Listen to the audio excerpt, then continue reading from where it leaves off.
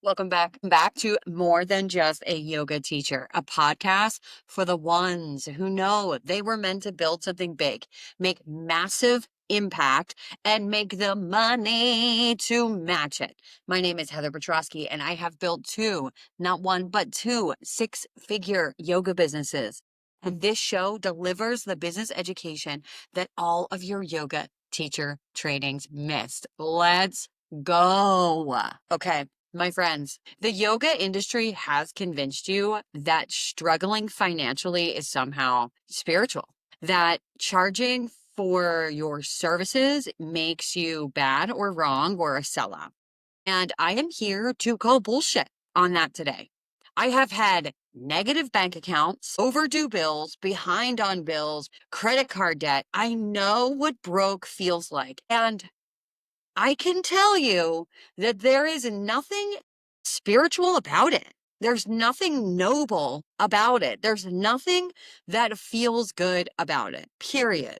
And I just have to say, like, this broke mindset is literally riddled throughout the yoga industry, and it is toxic. The culture around money in yoga is primarily all about undercharging, offering free classes, and feeling guilty about charging for your services and feeling guilty talking about money.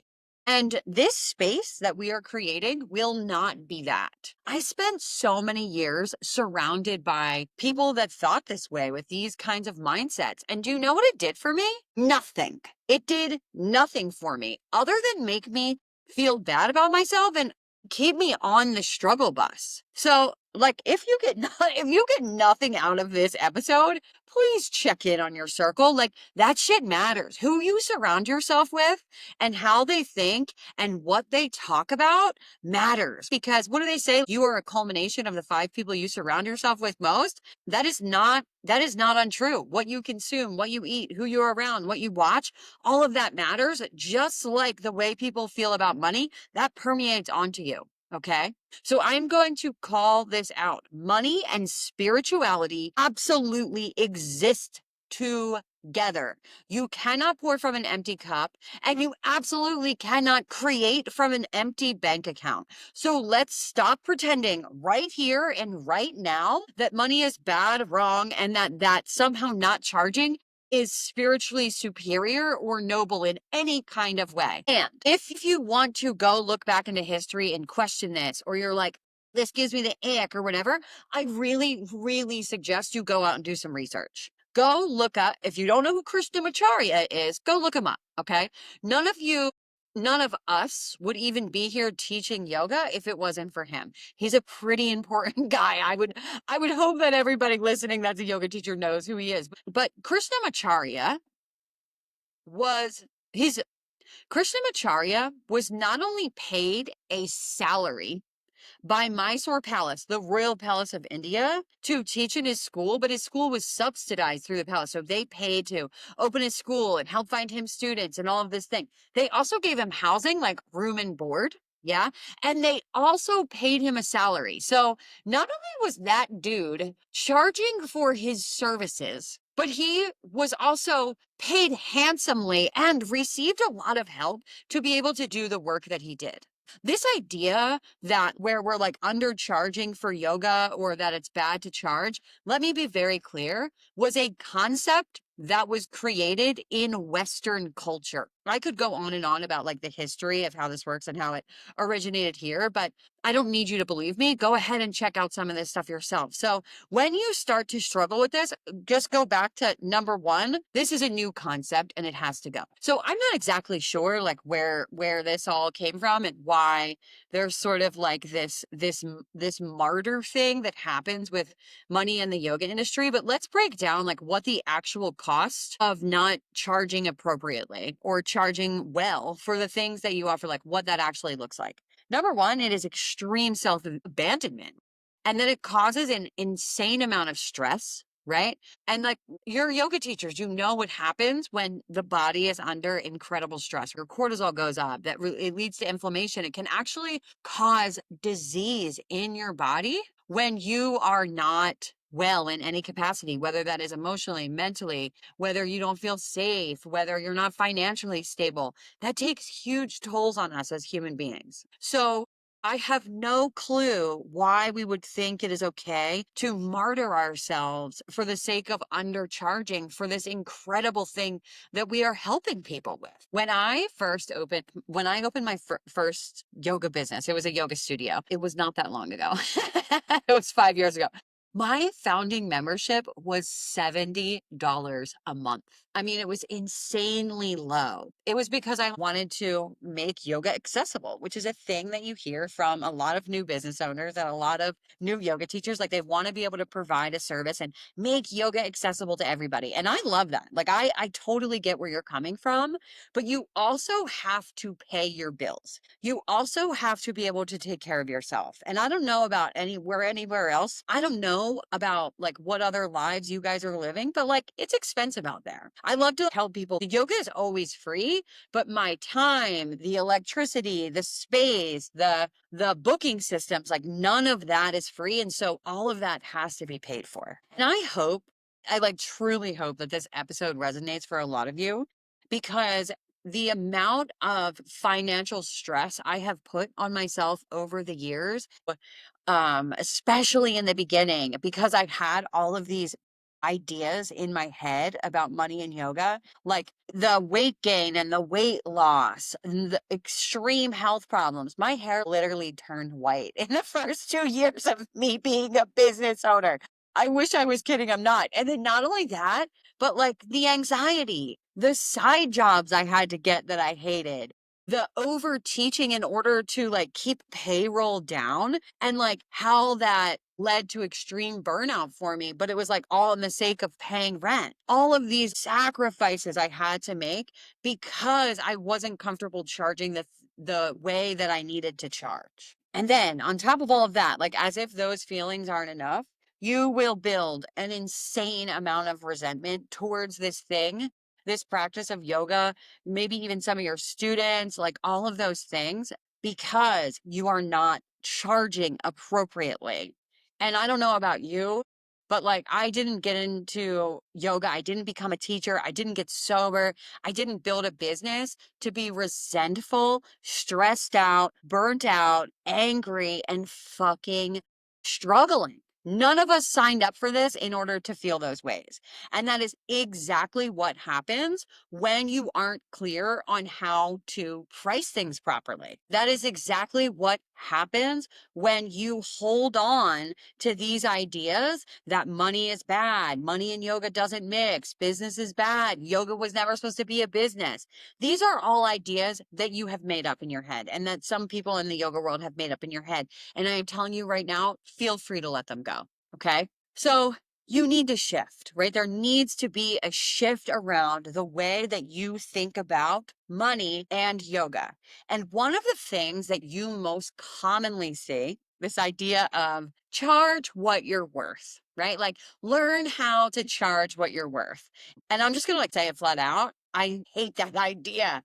I hate that idea because the way that you feel about yourself is fluid. Okay. Some days are great. Some days aren't as great. Like you might have a baseline that's pretty okay. Or like, no, this is not how pricing works. It's not a charge. Like when you finally are complete and whole, you'll be able to charge what you're worth. That concept is so abstract and wonky and it's gotta go. It's gotta go. What you need to learn how to do is charge for the transformation that you deliver. Charging what you're worth and charging for the value of the transformation you deliver are two very different ideas. And I highly suggest you go with my route. All right. So just take a few moments to think about, like, if you are here, my guess is that yoga changed your life. Yeah. It probably did incredible things for you and I mean, I can rattle off a list of things that people have told me that yoga has done for them, from healing trauma to helping them lose weight, to giving them confidence, to helping them find inner peace, to teaching them how to meditate, like insane things. People's yoga practice legitimately changes the trajectory of their entire lives. And I know that it did mine, right? When I really dove into the practice of yoga, it was at the same time I got sober. And I am not sure that I would have stayed sober without it. Yoga is a design for how I live my life. And when we talk about the value of that, you can't even put a price on it. You cannot even put a price on it. Like, think about it. If somebody asked you to properly value the price on how yoga has completely changed your life, you would have trouble putting a value to that because it's priceless. It is priceless. But we're out here charging $5 for yoga classes in our backyard. That's fucking insane. That is insane. Like, those two things do not match up. So you need to learn a few things. You need to learn how to charge for the value of the transformation that you're delivering. Right? And that's going to look different for all kinds of different people. And the yoga teachers that are doing this well, they learned how to do that. Plus, they figured out a few little business skills, right? They aren't secrets, they're skills. Just like you had to learn how to cue a yoga class, just how you had to learn the different yoga poses, just how you had to learn how to become a teacher, you also have to learn to develop business skills, and you have to practice these skills in order to gain the vocabulary and get good at them. They didn't learn how to price things because they're better yoga teachers. They stopped undervaluing the transformation of what they deliver. So I'm going to give you a little example. I have a private client and she has a studio, and one of the things she needs to have an offer that gets students in the door. And you see this at studios all the time. It's like 3 classes for 33 or $59 for your first month unlimited. It's the same thing that every other yoga studio does. And for a lot of people, a lot of teachers, when they start either selling these things or offering these things, you can see in their face and by the way that they talk that they literally can't stand it. Like, they can't stand what they're offering. They could care less. They could literally care less. They are not excited about it. So we were chatting and we started developing something else, and she has to work out the details of this, but it essentially is a 30-day program where she's going to include these different components, and we're adding a ton of value, and we're including accountability, and it's not just yoga, but there's also some other things included in it. And it is going to provide insane transformation for her client because she knows that it works and it includes all these other things that contain an insane amount of value, right? And so she is so excited. She is so excited to sell it. She is so excited to put it together. She is so excited to tell people about it. And because of that, people are going to sign up for it, right? Because she is sold on the transformation herself. She is sold on the value that it contains. And I got news for you. You have to be sold on the transformation in order to sell, in order to price, in order to go and put yourself out there. Because if you're not excited, then how could you possibly expect anybody else to be excited about it either, right? Like, that's just not how it works. And so, like, we can run around thinking that money's bad or saying that it's bad to charge or all of these things, but the only person that is being held back by those ideas is you. And it is time to let them go. It is not that money is bad. Money is a tool. It is an energetic exchange. That's it, right? The only thing that makes it bad is you thinking that it's bad. I use this example all the time. You can use a hammer to kill a person or to buy a house. That is the same thing as money. You can use it to create incredible impact, to help people to feel safe, right? Or you can use it to wage war. And I really doubt that that is your intention. So if that is if you felt something listening to this, if you got like felt even like a little cringy, or you felt like you got defensive, or maybe you were even tearing up a little bit, pay attention to that. That is your money wounds talking. It is. And healing that and working on that mindset is the very first step to becoming a successful business owner, to move forward in your business and to actually build some real wealth and abundance for yourself. And you deserve that. You do. There is nothing in this world that that you deserve more than to feel safe, abundant, and like you are making an impact in helping people. Period. In the next episode, I am going to break down for you why getting another yoga certification is not going to help you make more money or save your business or move you forward financially at all. You don't need another certification. You need a business plan. And if you are still listening, you are my people.